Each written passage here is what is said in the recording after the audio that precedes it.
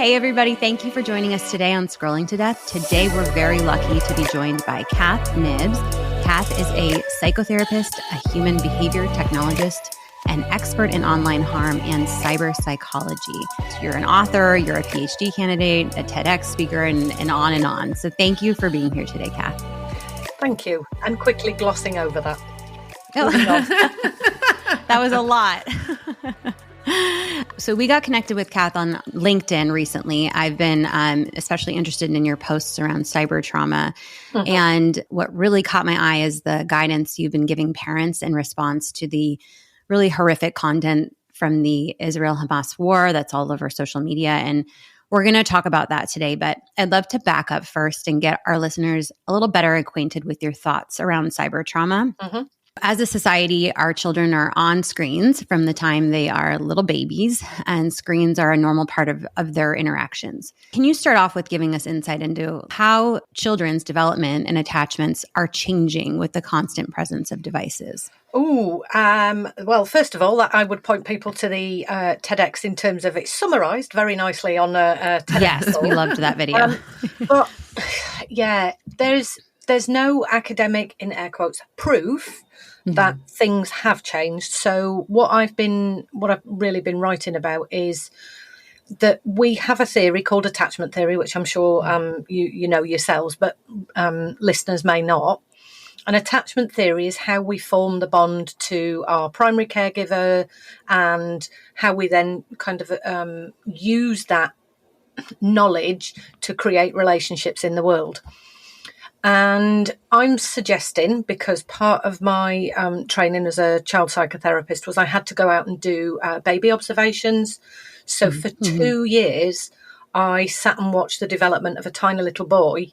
And around about 7 or 8 months of age, he would take mum's phone from her. And he was trying to unlock the phone because she had one of those pattern unlocks, not like it is now, facial recognition. Mm-hmm. And I am a parent myself, and I was watching this little boy, and I was thinking, where's the literature for what's happening right now? Where can I go that shows me what's happening in terms of the way that this child feels about technology, because his siblings were connected to their devices in different parts of the house. And it was a very interesting time, because as part of the observations, I wasn't allowed to speak to the family, which made me quite an interesting addition to their furniture. Mm-hmm. But at the time, I was thinking, wow, I've educated my children in using computers. My background was in engineering and computing. So my children were using computers when they were about 4-5 years of age. Mm-hmm. And I hadn't realised how this handheld device, or these tablets as they were coming out then, how they could interfere with or change the dynamics of the relationship. And what I was watching with this mum is she would often photograph the little boy and then turn it round to show him this other little baby. Mm-hmm. And I was watching the confusion on his face and thinking, this can't be the only family that this is happening to, or happening with, or happening for. And what happens when there's more than one adult using a phone and there's no conversation going on, and this child is doing all of those normative things like picking their foot up and saying, Mum, look at what I'm doing, and it being missed, and those interactions now being what I call the 3-parent family, which is technically mum, dad, and the thing. And the thing seems to change how parents are interacting with children. So it might be that they change their tone of voice, and suddenly the only time the child is, in air quotes, important is when this darn thing gets presented with, smile, hi. Yeah. And then what I've been watching is the slow incremental changes of this. And at times it has broken my heart to think, what are these babies learning? And in the first book that I wrote, I actually called one of the chapters E-attachment rather than attachment. So I'm suggesting that attachment theory needs an update. I'm suggesting that attachment patterns have changed. And one of the lines I use in the TEDx talk is, if we don't get our needs met out here, we will go looking for them in there. And that's Correct. Essentially what I'm watching in terms of the pickles and the mistakes that are currently happening. And this hasn't just been the last sort of like 5-10 years, because I was doing my baby obs in 2011. So my children are as old as the internet, and this has been going on for a lot longer than we actually realise. So there's a cohort of adults who are 27 and under who normal behaviours within a household and technology have been adapted, changed, skewed. I wonder, parents that are listening, what we need to be doing here, like what we need to be doing differently based off of these observations that you shared. Yeah, so it's not a blaming environment. Of course, I mean, as I talk in the book, one of the things that is so difficult for new parents is the overwhelming amounts of advice there are for baby rearing. Yeah. I cannot begin to imagine what it's like to be a mom with 300 friends who are giving you advice from the point you notify everybody that you're pregnant. Usually that's with a baby scan. All the way through to, well, if dad's got a phone and he's getting advice from his friends, and the health visitors getting all of the advice from their friends, and then the school get their advice from their friends. There's just an overwhelming amount of information that's contradictory, that parents of today don't know what to do. So a lot of the time, they're also in the same framework. And most parents who are having children now are in that 27-year cohort and under. So they are already technology babies themselves. Yeah. And this has been their pattern growing up. And we adults, like us old fogies over here, are saying things like, well, we built the playground and now we're angry children are getting hurt in the playground that we created. But you make a point in your book that the playground was not created, the internet was not created with children in mind. Right. No. And that's become apparent in terms of, so when it was created, I mean, when you look at the intranet that was officially the one that became the internet, it was about sharing academic information. And one of the tales I often tell is and this was at CERN, I believe, one of the very first things they sent to each other was a picture of a topless woman. So, the internet began with the same framing that it currently has. But also this is what people do. They build spaces and then don't think about, well, what will happen if young people come into this space? Right. What people didn't do was consider the harms that would happen to children. And this, over, I'm going to say the last 6-7 years, has prompted a lot of the changes in the law, the legislation around data, privacy rights. Now we're beginning to have so within the UK, we've got the online safety bill that's just about to be ratified and given royal assent. And that will set the scene for how we now put in those safeguards. And it's a little bit like that phrase around shutting the gate after the horses have run away. Right. In your book, I loved how you said, we let the ever increasingly intelligent beast loose, and we are now attempting to tame it by creating more technology to fight with it. And there will never be a technological solution for a human problem. Right. It's. I mean, I know that this is what we're doing. We're going, well, why don't we build something that, for example, the one that's at the moment is age assurance. Well, why don't we make it a credit card? And I'm like, well, if you know anything about the ingenuity of young people, you know that they're going to either steal a card, borrow a card, create a card. They will find a way to do this. Right. Yes. Let me ask you, if you were to have a child today, in today's world, what would your relationship with your device look like around your child, your new baby? So I'll give you a fess up moment. When my children were little, this was the day that it really hit home in my house. So I was sitting and I was on my little tablet and I was doing my emails as you do in an evening, thinking, look at me working hard, aren't I a good parent, And one of the children was watching television and he was actually playing on the console, but in between that was flicking between a program that was live, and my other son was on the computer. So I'm not saying I had all the money in the world for technology, because that's another discussion about how cheap technology has become. But I noticed that none of us had spoken for about an hour, maybe even an hour and a half. And I lifted my head up and went, okay, this needs to change. devices down, etc., etc. And one of the reasons I did my TED Talk is because as a parent now, never mind about if I had a tiny baby, I have been on the telephone to my children.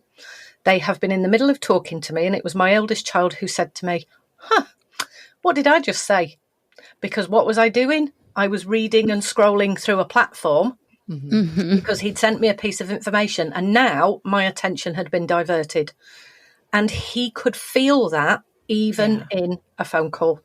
So it was his moment of berating me, is the word that I use. His moment of berating me that made me kind of think, even I'm not averse to this. Oh, yeah. We have been manipulated as a species by big technology in order for us to use their platform, for us to be their customers. And I know people talk about this attention economy. Well, it's not just attention economy, it's a curiosity economy. It's an attachment economy. It's a I need to belong economy. There's more to it than just attention. But that's the thing that often sells in terms of, social media being, again, chastised by documentaries that get made or organisations is, well, if we can make it about attention, then what we can do is we can change attention of people in the world. And I'm like, but you've got to think about biological needs first, because actually that's the reason we spend so much time on these platforms, because we feel out of sorts and like we don't belong. Right. And we need to get our needs met. Absolutely.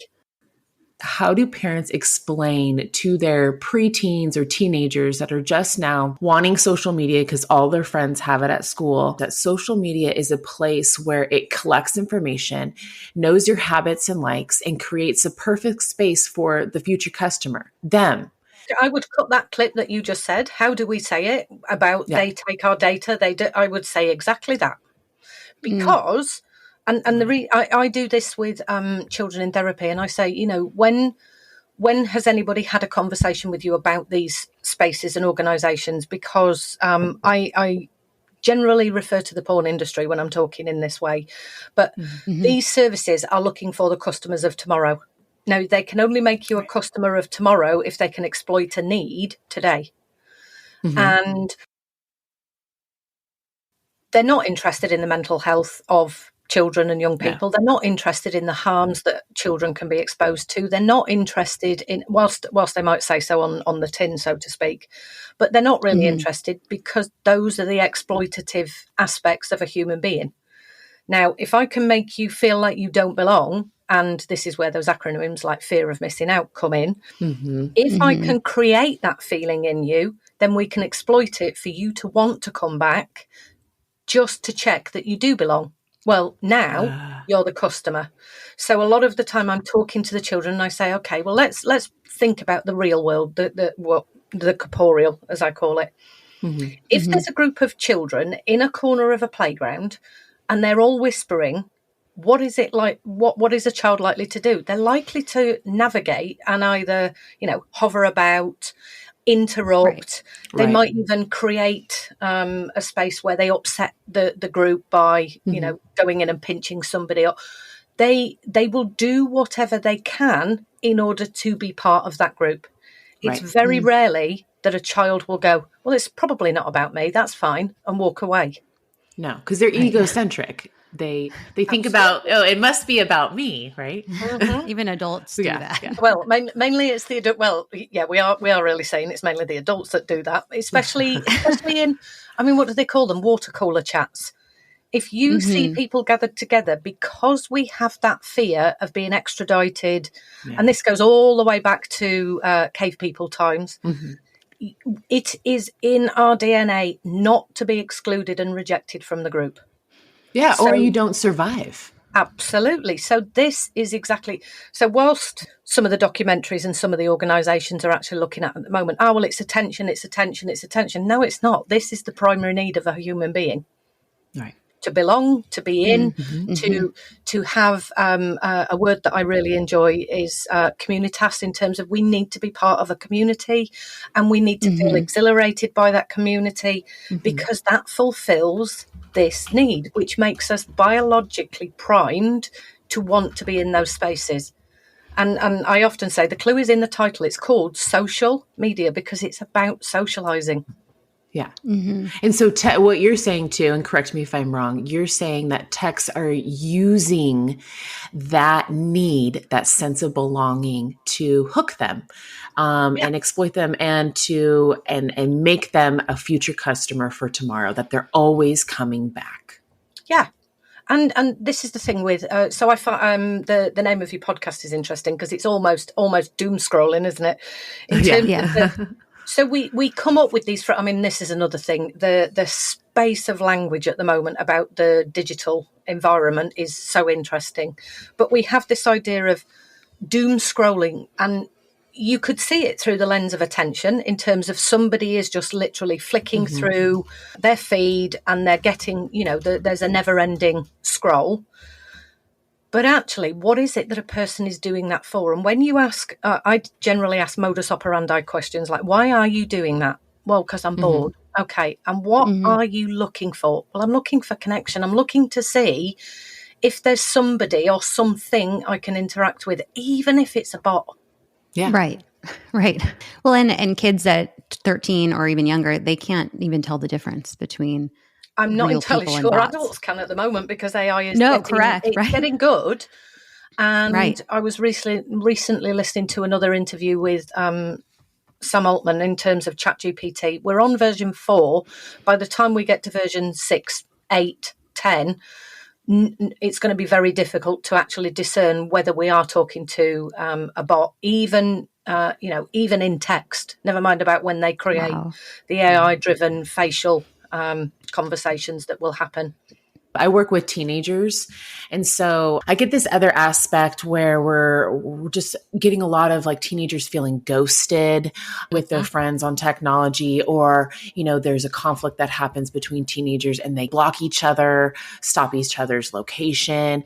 And it's just this new way of communicating, resolving conflict, right? How as parents can we teach or even guide our kids about helping them come up with a different perspective than thinking, oh, they just got ghosted, my friends don't like me anymore? I talk about postcards or pen pal letters years and years ago. I mean, that really is showing my age. But, and in those, I'm going to use a bit of transactional analysis language here. In those transactions, you didn't know whether the other person had received the letter until you received one back. And now we're in a place of, so I'm going to call that the not knowing until you know, right? We now live in a world where we know, and we think we know because we can see, therefore we make assumptions about what we know. And this is where I would sit with a child and say, okay, so let's think about a particular interaction and why somebody might not have phoned you back. So I have a contract with my child and adolescent clients. Okay, you sit in my room, you spend 50 minutes with me. In that 50 minutes, I'm not going to go into my other room and pick the phone up and talk to other people. So what you understand by this is that in my room, you are the most important person in that time. Right. Doesn't mean that I'm going to forget the phone. So one of the metaphors that I would use for a child is I have gingerbread shapes in my head for each child that I see during the week. And I think about the children even when they're not in my physical room. I think about them when they've told me something, maybe about sports cars, if I see a sports car, and I do what's called holding them in mind. Yeah. Really, the age of about 12 to 13, children can extrapolate and think in this way. If, then, because, and they're kind of doing logic gate, Boolean thinking. What I would sit and say to them is, okay, let's come up with 7 different reasons as to why that person hasn't texted back instantly. Yeah. Well, maybe their grandma called round. Maybe their dad said it was tea time.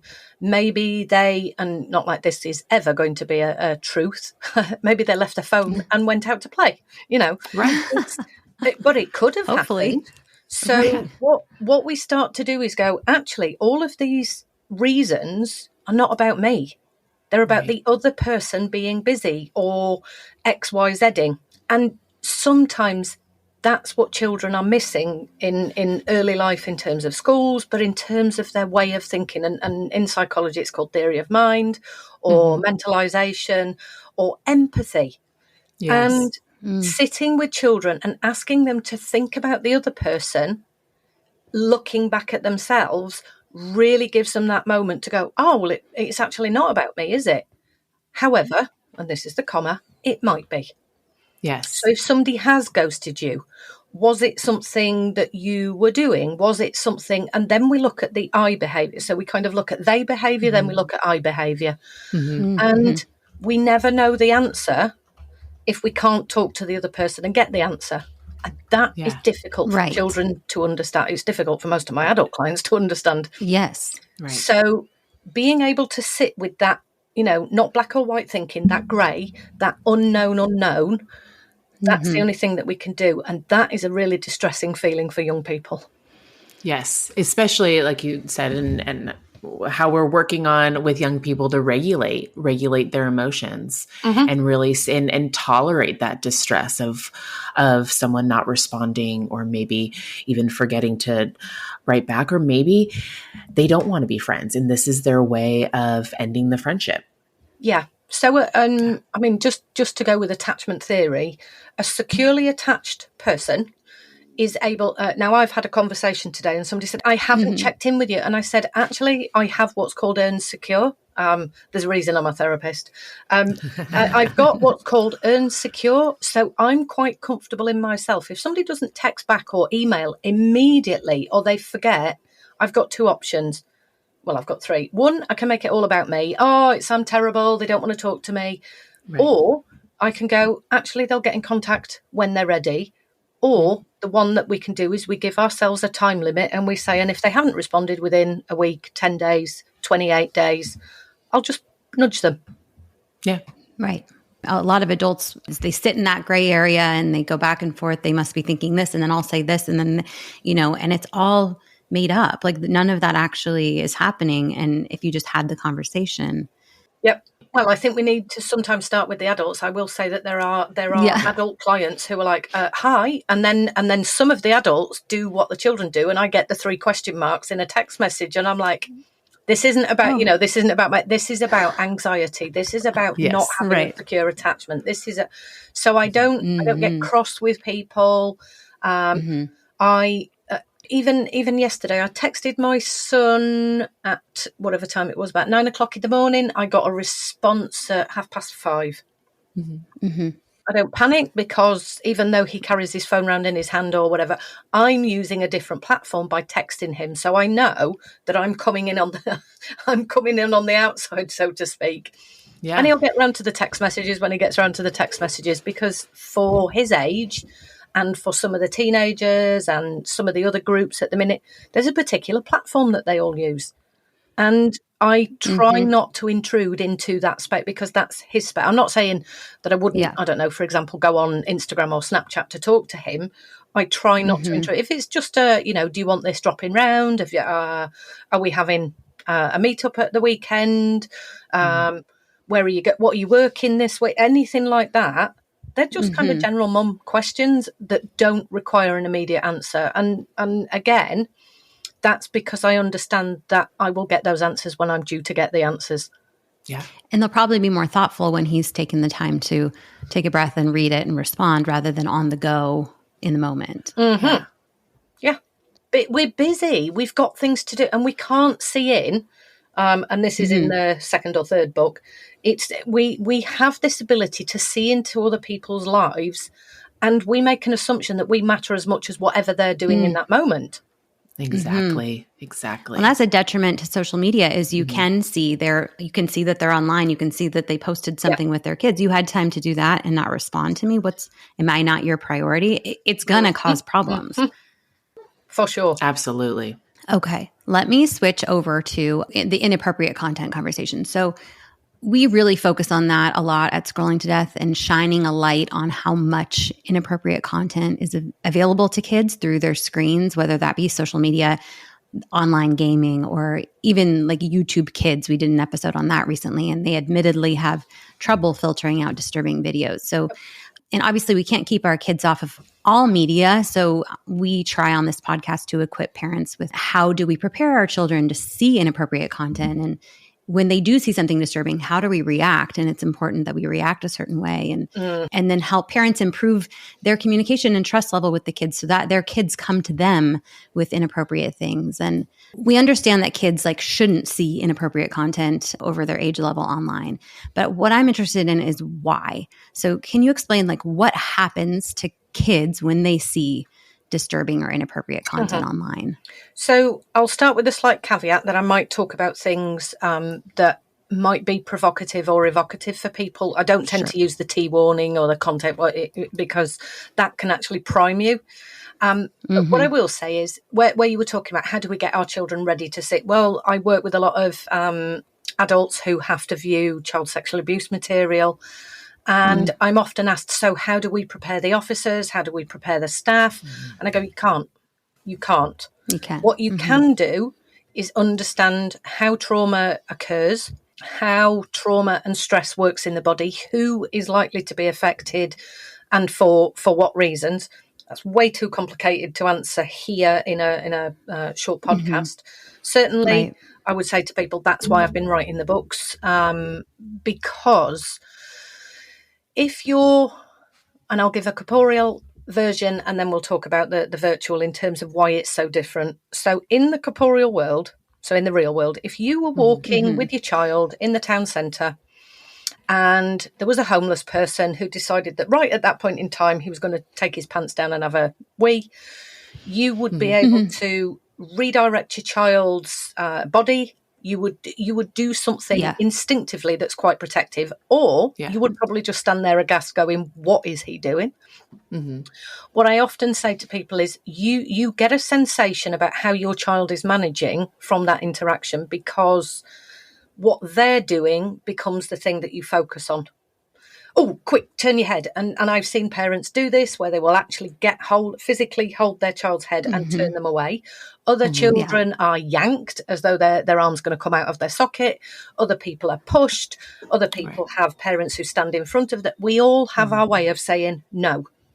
Now, if you are watching, I don't know, two people walking towards each other in that town centre and you can see that they're not looking where they're going, you would get a physical sensation about they're going to crash into each other. They're going to bump into each other.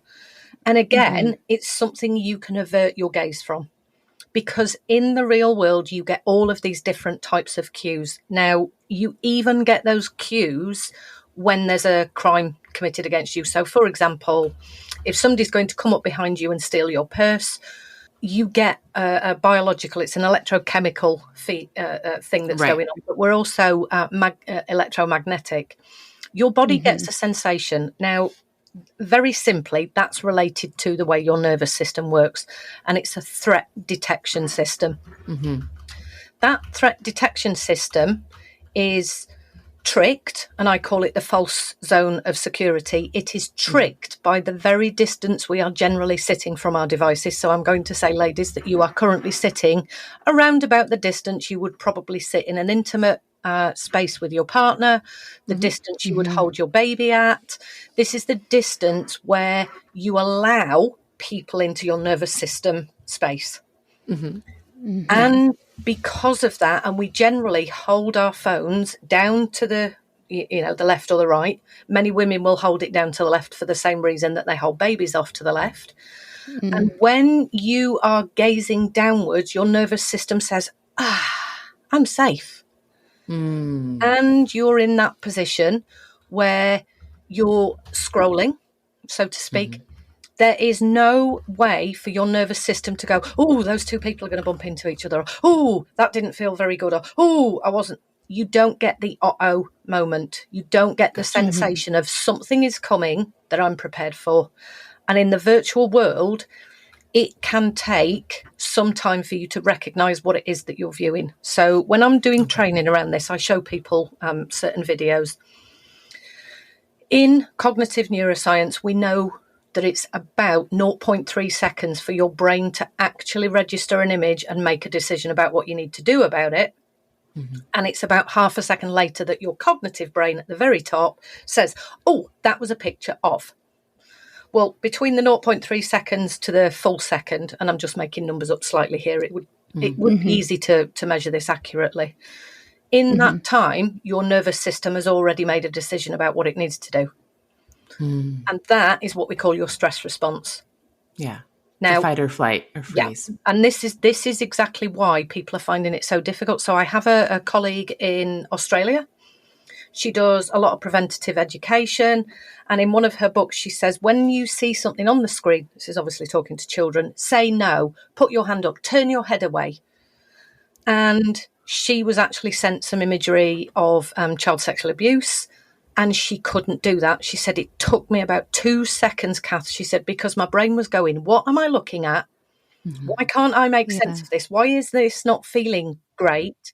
And that's when your brain starts to put it together to say, what you're feeling is because what you're viewing is. And you have to, I don't know, maybe a good idea is to give a metaphor of a film. You're kind of cascading through all of the files of all of the possible images this could actually be representative of. Right. And we are not prepared to be seeing this level of violence and sex and racism and stabbings. We're not prepared to be seeing this at this rate, because in the real world, it is unlikely we would see much of this on a daily basis at this number. When you're seeing violent images online, it's taking longer for our brain to discriminate what to do, how to prepare for ourselves, and how to respond to that. Correct? Yeah. So when we have a stress response, there's lots and lots and lots of things all happen at once. Your brain has a response, but your body also has a response. Now, your body sends that information to your brain in what's called afferent nerves through this vagus nerve. And your body is already making a decision about, I need to get out of here. I need to run. And this is in the order of flight, then fight, then freeze. And if none of those work, we have another one, which is flop. Now, in that last state, that's where a lot of people end up with what I call saturation of the stress chemicals. This is saturation of cortisol. This is saturation of, I don't know what else I'm supposed to do. And this is why we can find ourselves seeing this material at such a rate. And there is a piece of research at the moment that's just been done in this country that shows that the number of children that are exposed to school fights, stabbings on a daily basis via Snapchat and TikTok is phenomenal. And we can't measure accurately what these children are exposed to because the big tech companies won't allow us to. Right. In your experience and your practice, are there specific danger areas that you're seeing that we can let parents know they need to be especially careful about? Is it the violent games or the YouTube or Snapchat, or what should we be most worried about? All of them. There isn't any such thing as a safe platform. And the reason I say that is because one child might be exposed to the audio of, and this used to happen to my children before headsets became as ubiquitous as they are now. When they were playing some of the games when they were younger, they were campaign games. They were ones that you shared, and people would scream at them obscenities. And I'm a bit of a sweary person, so it's not like they hadn't heard the words before. Right. Actually, these words were being screamed at them by adults. And I used to say, get off the thing, why, blah, blah, blah, blah, blah. I'm going on in the background about the people online. And my children, oh, shut up, Mum, it doesn't bother us. It doesn't bother us. Well, actually, that's a bit of a fib because I didn't know then what I know now. And what I do see is that the normative space for these children at the minute is they expect to see violence, to see sex, to be shouted at and to be contacted by somebody they don't know. That's their normal. Wow. And how does that affect them long term in their success as a human? Nobody knows just yet because, we've unleashed the devil, so to speak, and we're saying, oh, maybe we should have done some research on this, or maybe we should. We're not very good at doing this, are we? And right now, we've already done this with VR. And we've done it with AI. We've let the devil loose and said, we'll get to the problems and we'll sort them out as we go along. Right. Wow. The advice I would give to parents is you have one heck of a job. You have got to be able to manage 20 different platforms, 20 different sets of parental controls, 20 different sets of ways that children can and will circumnavigate them. And also, and this is something that came from my children, and it's why I keep saying parental controls are only useful in your own home. Because the moment your children leave your house and go to somebody else's, so this is a conversation for parents to really think about. Mm-hmm. If Timmy is going round to Billy's, at what point does Timmy's mum go and speak to Billy's mum and say, what are your rules around technology? Do you mind when Billy comes to ours if we put them on the landing, the kitchen table? What kind of platforms do you allow Billy on? And are you okay if Billy doesn't go on those platforms while he's around at my house because I don't let Timmy on them? And again, now you're into a very, very different space of conversations, because years and years and years ago, Timmy's mum would have gone round to Billy's to see what kind of house they had, what kind of conversations they have with each other, what kind of values they had. And you get a sense for your neighbour. And now we don't know. Not so much we wouldn't know the person in the real world, but we don't know what we allow their children to do. Right. And you'd be surprised how much these parents are letting their kids access. I was having this conversation in my head this morning as I was putting dishes away. I was thinking, if I let my 8-year-old go over to this girl's house, how do I ask that parent, what are you letting your child have access to? And can I enforce our rules? Are you okay with enforcing our rules at that house? Mm-hmm. Which is kind of overstepping almost. It's their household.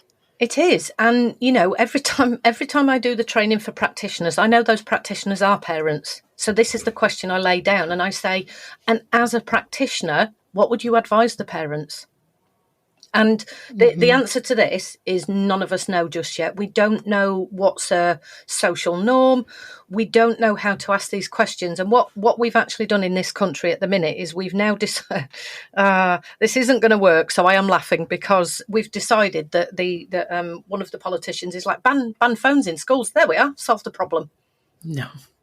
It's not going to work. So on the way to school, are they allowed to carry them on the way? Because I'm thinking like a child and I'm like, well, if I'm not allowed it in the school, can I carry it on the way to school? Yeah, of course I can. Right. What if it's off in my backpack? Absolutely. Right. What if I have a watch that calls? Well, this is exactly the point, isn't it? Is what are we going to classify as this kind of technology? And, even right now, some of the schools are not even aware about hotspotting. They're not aware of how to block certain devices, for example, on an iMac versus a Windows operating system. Wow. Okay, so let's jump into a bit about the war here. So first, I have to take a moment to honor the several thousand people who have already lost their lives and the countless families who are living in constant fear. Our hearts are with you. We are thinking of all of you. The news has been horrifying for adults to watch and try to process. And with the prevalence of social media, these disturbing videos and images are getting in front of our children. As a specialist in cyber trauma, we'd love to ask your advice on how to help parents approach this whole thing. So what do we do if we find our children watching war content online? So there is one drive in a human being, and it's called curiosity. And again, this is one of those exploitative mechanisms within technology, certainly on social media. Now, what is happening is we now live in a world where we have to, in air quotes, prove everything. And the young people will say, if it wasn't on social media, it didn't exist. Because in a young person's world, if you say, for example, and we've probably all been through that, don't touch that, it's hot. The child will touch it because it's like, well, maybe you could be just telling me a bit of a fib. Right. So I need to get validation of my world. And this is why when children are little, we allow them to climb and bump themselves and, be in the playgrounds and to navigate and to have learning moments. And, we often call those consequences, and children learn through behaviour. What social media is actually doing at the moment is saying these terrible things are happening, and these terrible things are. And we have imagination. We can fill in the gaps with imagination. Those of us that are slightly older and have already seen images like this. So for me, I've seen lots of documentaries about many of the wars that have existed. And particularly in the US, there is a huge piece of media that we are all familiar with from 9/11. And what we know in terms of Bessel van der Kolk shared this is the people most traumatized by that media were the homeless people who lived near shops that sold televisions, because they were being continuously exposed to the scenes and continuously watching what was occurring. And children process things in a different way, where they watch something and they might not comprehend exactly what it is they're watching. Right. However, when it comes to images of people, and those people being hurt, or those people in pain, those people, sadly, the videos that are circulating, and they will get more and more, are those that are tortured, executed. That can be comprehended even by babies. Babies can recognise emotions. And whilst children feel slightly detached because they're not looking at somebody that they know, they are looking at images that are distressing. For me, in all the time that I've talked about cyber trauma, it was actually this kind of material that put me into this space of calling it cyber trauma. So I'm not talking about two children, I don't know, throwing paper at each other. I'm talking about two children having fights, something that years ago used to be called happy slapping. Well, we're looking at war material. This is absolute atrocities of human harm, one person to another. We call this interpersonal conflict. And again, research shows children who live in houses where there's a domestic abuse and interpersonal conflict, they can and often do suffer with post-traumatic stress. Yes. So as parents, this is why in the middle of the workday last week, I just thought, okay, there's a threat that certain images are going to be shared. It's already terrible.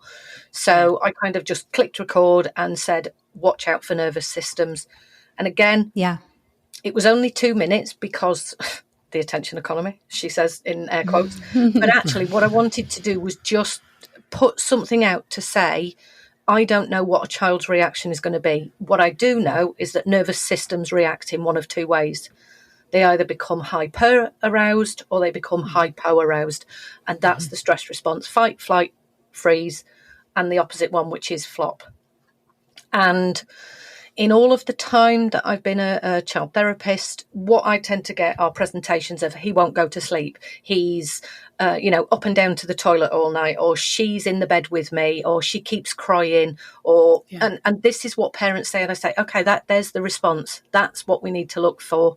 That change in behaviour, that change in wanting to know stuff. And children ask why. Right. We're built to ask those questions. Sadly, we tend to shut them down very quickly because I said so. Right. And that leaves children who have been in a world where they've been told they can't ask why questions to not then ask why questions. And we need to explain what's going on to them in a way that they can manage. So they can process that. So they don't hold on to that stress response. They're able to process it and work through it. And it's a very difficult concept, and most of us don't get exposed to this until we're much older in terms of trauma. But the world can be terrible, and people can do really terrible things to each other. And those terrible things are now becoming a reality for young people. And, I'm just thinking about in the 1980s, I was exposed to videos on TV of don't climb up electric pylons, don't cross the road without looking both ways. And then in the late 80s, it was all the adverts around AIDS. And then it's a don't world. And most of us were like, well, I'm never going to climb up a pylon. I'm not going to jump in a cold river. I'm not going to do. But actually, we know children do. And children will go looking for this. I mean, if we say don't go looking for the content, they will. And we're in a space where actually we haven't got consent at the minute because the news outlets, the mainstream media, certainly a newspaper in this country, they decided that it would be suitable to share this image. And it was an image of one of the babies. And it's terrible. It's absolutely terrible that we've decided that we know what's best for people to be able to view. And then I'm going to go, and yet we need to have these discussions about what's happening. Yeah. Right. There could be a line, right, on what you're comfortable viewing. Yeah. If we don't have these conversations, we're left to our own thoughts and processes, and akin to the conversation earlier, we make it all about us. Right. In my household, we have 3 kids under 8. And so this war is not something we're going to be introducing to them at this time. It's not something they're going to get access to without us. They don't have any internet access except for their iPads at school that have Safari internet, which is restricted, but they can still get on YouTube. It's a separate issue. But for kids that are a bit older that are going to get access to this, would you recommend age appropriately introducing the concept and preparing them for what they may see? I think it's incredibly important for us not to shy away from this nowadays, because it is so easy for somebody to send you a message with a link, and children, they don't have the critical thinking under the age of about 12 or 13. So I'll just make that definition. They don't have the critical thinking skills to go, is this something that I don't want to watch? If they are on social media, they might not have autoplay turned off. They might be exposed to it by friends on the bus on the way to school going, oh my God, do you know about and have you seen? Because that's what we do about our local neighbourhoods. Oh my goodness, gossip, gossip, gossip. Right. And this is something that children will be trying to understand. And I would certainly say all questions are relevant. Why is somebody doing that? We can answer, and this is probably going to shock a few parents, we can answer, I don't know. Right. We don't have to have all of the answers. And when we say, I don't know, we can also put our own empathic, compassionate ending on it, which is, and that frightens me as a grown-up as well. So I suspect that you might be feeling the same way. And actually, it's okay for us to talk about being frightened, and it's okay for us to know that we don't understand why this is happening. Sadly, at the minute, there's a lot of misinformation and disinformation, but there's also something called malinformation that isn't talked about enough. And that's where the truth is exacerbated. And, AI is now scanning some of this information to say, well, actually, this is a made-up video. This is a video from 10 years ago. This is a video that isn't even from this conflict. And that's also very difficult for children to do. I mean, it's difficult for me at times because I'm just like, am I watching or reading something, should I say, am I reading something that is true? Or is this a spin that somebody's put on it for those reasons of misinformation, disinformation, or malinformation? And you want to be informed, but it's confusing what you're reading and what's fact. And let me put my spin on it for the parents so that the parents can do this. And I am struggling to understand this stuff. Yeah. I don't know who's telling the truth, what the truth actually is, if there is a truth. And as a grown-up, I am struggling with this space of digital technology. I struggle with whether I am reading something that has truth in it or whether it is being told by somebody who is truthful. Does that make sense? So again, I have to take my time with information. And in a world that's, spinning it out like those card dealers at the casinos, I can't keep up with it. So, it's okay to not be 100% certain about what's happening. I had a question about my kids and I love to watch movies together, and I'll let them watch things like Lord of the Rings, or even like we watched Avatar with the older ones. And there's some violent things in Avatar specifically and war scenes. So should we be limiting our children's exposure to this violent content for entertainment and video games and movies?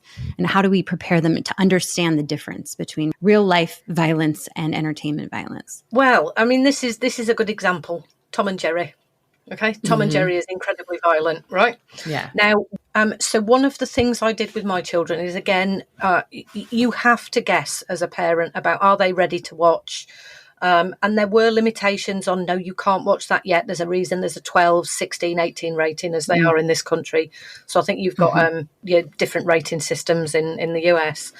But there is something about, you make an educated guess about whether your child is capable of watching something.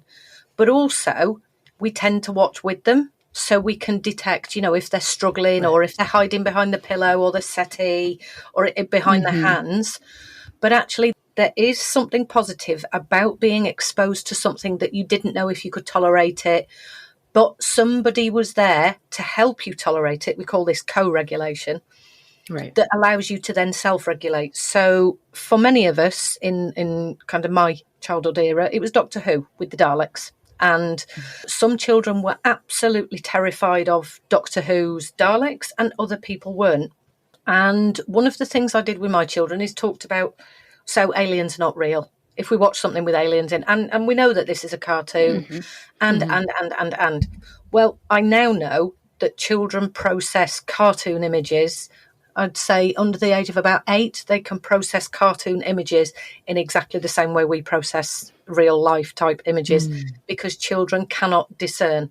That capability comes through a stage where they start to learn about fantasy and reality. And this is why for some children, they might be watching, I don't know, Scooby-Doo, Tom and Jerry, and something in that movie. So one of my children didn't like the ending of Who Framed Roger Rabbit, because it was kind of cartoon, it was when Christopher Lloyd's eyes popped out, because that was the cartoon aspect of it on a real life figure.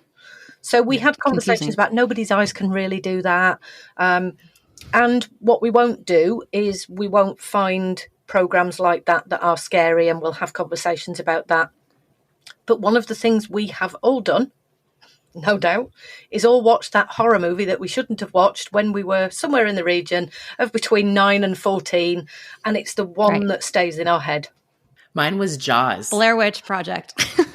Jaws is, as I repeatedly say, the worst horror movie ever invented. Yes. I was so scared of sharks. I'm still to this day scared of sharks. I will not go in the ocean and go swimming and snorkeling in the ocean. No, thank you. No, I'm good. My dad said he will take me to go see Jurassic Park if I can get through Jaws. And so we watched Jaws first, and then he took me to the theater to see Jurassic Park. No. Jaws was so scary for me. I remember I had a twin bed, and I had dark carpet, and I remember as a kid like being in the middle of my bed like a pencil, because I just had these thoughts that a shark was going to come up and get me. So that example is really, really good of something that is completely impossible being possible in the mind of a child. And that's one of the things is, whilst we're saying, well, children, they're not really seeing much of it, or it was the only way to describe it is it was a still image of a child that had been killed. And often we say, well, there wasn't anything in it. It was a photograph. Actually, that child can insert any kind of imagination in, like you talked about there. There's no such thing as sharks in bedroom carpets at all, ever, that I am aware of. But it didn't stop you, Ashley, as that young child, thinking, well, actually, that could be a possibility because maybe my parents did lie. Yeah, totally. 100%. And yeah, I suspect so. I mean, I've had this experience myself where I was in the sea and I'd got bikini bottoms on that had got tied both. I didn't know that you had to tie them yourself. So when one came undone and kind of just caught my leg, I'll tell you what, I have never swum so fast in my life. Because instantly now this is the thing about cyber trauma. So I do use Jaws as a way to actually explain to people about mirror neurons. So I've not gone into all of the science today, but there is this thing about your brain is an associative machine. And something touched my leg. I was in the water, and the first thing my brain did is went Jaws, and I was gone. Yeah. To the point that afterwards I was like, how ridiculous am I for even connecting those two things? Well, it could be real. It could be, even though I've seen the programs and the making of, and this is a shark with cognitive abilities that wants revenge, and it's all rubbish, but not in that moment. how brilliant the brain is to do that association and protect you. People do this all the time when they're laid in bed and they get a tiny itch, and the first thing they think is either ant, spider, giant spider. yeah. Spiders. Arachnophobia. Yeah, don't like right. spiders. That movie. One thing that we really talk about a lot on this podcast is the topic of sharenting, the prevalence of sharing your kids online and some of the risks, safety issues, digital identities, things like that that are coming off of that. So we both really loved your book. We loved the tone. There's some humor in there. Mm-hmm. We loved that you were straight to the point. There wasn't a lot of, I don't have a better term for this, like pussyfooting around. Mm-hmm. Like when people talk about social media, they have a whole chapter on all the benefits to start, and then they get into some of the negatives and consequences and things that parents should be aware of. And it didn't do that for me, and I really appreciated that. You share right in the beginning, sharing our unborn babies online can be an ethical dilemma for some of us and may need much more thought about when, how, why we share pictures in this way. And you also say, you ask, is anywhere in an infant's development sacred anymore? That really hit for me. We challenge parents on this podcast to ask themselves and think critically, like, why are you sharing images of your child? Why do people share their children besides the topic of pride? And why don't people think more critically about this topic? Well, I mean, pride is the driving emotion in 99% of these cases. And the why shouldn't I? It also makes it look like I'm I'm just going to go through the list. A, fantastic mum.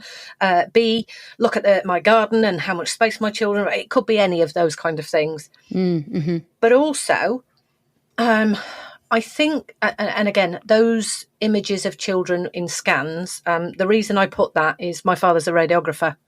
And I know that radiographers can look at those images and they can detect issues with unborn babies. That's their that's what they're sonographers and so on. That's what they're educated to do. And again, for me, there's something about, so what would you do in that situation? Would you go and tell that family? Would you say, hey, I've just noticed that perhaps there's this issue? What happens if those images are taken? Now, the images of unborn babies are pretty much scans. What worries me, mainly because I talk to and work with lots of professionals in and around the world of child sexual abuse material, and this is going to sound frightening to a lot of parents, is any of those images of children can be captured by any one of your social media friends, because we don't always know who is who. And I'm not just talking here about, well, that's my uncle, that's my friend. The world of child sexual abuse material is increasing rapidly at a rate that it is terrifying. It is terrifying, and I'm not going to go into it too much. I do have a book about that.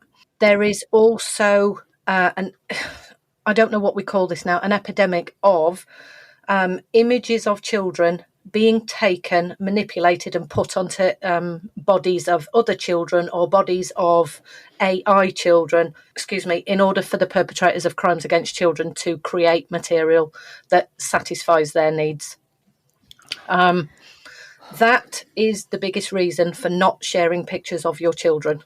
And that would be the primary reason. And if you really, really want to show people pictures of your children growing up, put them in a photograph album and show them to your family and friends. Social media is not a space for images of children to be shared for the reasons that I've given. And AI and facial recognition data has been scanning those images for a long time. There is a lot of information collected about your child who isn't even an adult yet. Yeah. And they are scary things for me to say, but those are really big, important reasons. And I know some people will be, screw you, Cath, I'll do what I'm going to do. And, nobody's going to get pictures of my children because I've got a lockdown Facebook account. And it's not about anybody being a bad parent. It's about, we cannot trust people in this world not to want to harm children. Right. And that is so unfortunate, but so true. And we did a full episode on sharenting, and we did highlight a lot of that research that you mentioned. We shared specific stories of people here in the U.S. that have had their children's photos taken by people that they know from their private Facebook account or private Instagram and placed on these websites. And one point Ashley made recently was that we as parents don't get any notification that these photos are being stolen. There's children up on these sites that the parents have no idea. Yeah. And many of us in the real world would be appalled if somebody was taking a picture of our child in a public park. The first thing we would say is, "What are you doing? Why are you taking?" But Who are you? We haven't put that thinking to the social media space because. So the metaphor, and it is the best metaphor I've got. I know Elon Musk talks about the town hall. I talk about the city park. Many people know what a city park is like. And there are areas of this social media city park where people are taking drugs and people are taking pictures of children, but people are also hurting children and people have sinister things that make them happy. I'm keeping this as clean as I can. And if you knew those people existed in that park, you would never allow your children into that park, or you would hold their hand all the way through it until they were 14, 15, 16, 17 and had the skills to navigate the city park. I think parents will really connect with that. And I appreciate you sharing on that subject. It's very important. To be honest, Nicki, it's the most difficult topic at the moment. Now, my research tends to be around the graphic violent images, but the child sexual abuse imagery, I was recently down at keynoting at a conference, and some of the figures actually made me cry. I'm not going to deny and I have had that response in terms of the images at the moment. But I actually went back to the hotel room and I was like, what is happening? This is insurmountable at the moment. And the only way we can change that is by getting parents to protect their children. Because if they thought that image of their child was equivalent to a person rocking up to their house and saying, "Can I just take a picture of your child?" you would say, why? What for? You would be on the phone to the local police department. There's a really weird person at my porch. Yeah. And we often do that thing where we say, but I can trust everybody on my Facebook account. Is that the disconnect? They think private is private and that they trust everyone? Yeah, and there's a phrase, wherever there are children and wherever there are adults, there will always be people trying to exploit those children. And in child sexual abuse imagery, a lot of those images are children being abused by parents. Okay. Parents need to know about this so that they can make a critical decision. So it's really important to share, no matter how uncomfortable. Yeah, and it does leave a lot of people going, right, that's it. And doing a cleanse of your social media to remove those pictures of your children is not a bad idea, because that's about protecting your children. And actually, as a parent, that's what you want to do. Yeah. And it's time consuming to do that. I know parents that have reached out to me that spent the time doing it and it took them days to do it. The social media companies don't make it easy to take content down. No, not at all. Because kid content on their platforms gets a ton of engagement and they want that content on there because those are their future customers. Yep. It doesn't make the world we're navigating sound very nice, does it? No, it's not very nice. No. No, it's not nice. We have to be careful and critical in our decisions. Yeah, so I will just put in this last sentence. So I write about the darker side of people and human behaviour and technology, but look at what we're doing. This is one of the positives. I could not survive an entire day without my own phone because I do, banking on there or emails or whatever it is. Mm-hmm. We are now in a world where we can't live without technology. So we have to accept that whilst we have the positives, it's being aware of the negatives. Right. Take our blinders off a little bit, parents. I have small kids, so it's hard for me to think of child abuse, child pornography. I don't want my mind to go there. We need to have these hard conversations and we need to protect our kids. So this is not an attack on you. This is an attack on language. I don't use the phrase child pornography ever. It's child sexual abuse material because there's no consent. Now, I know that in the US, that is the terminology used in the legal system and it needs to change. I know across many different places at the moment, we are challenging that. It's child sexual abuse material. And when you hear it said in that way, it sounds even less palatable. Yeah, absolutely. Thank you for that. Cath, thank you so much for spending this time with us today. Can you tell our listeners where they can connect with you? Okay, so I am on the socials. I have a website, which is childrenandtech.co.uk. So the and is the word, it's not the ampersand.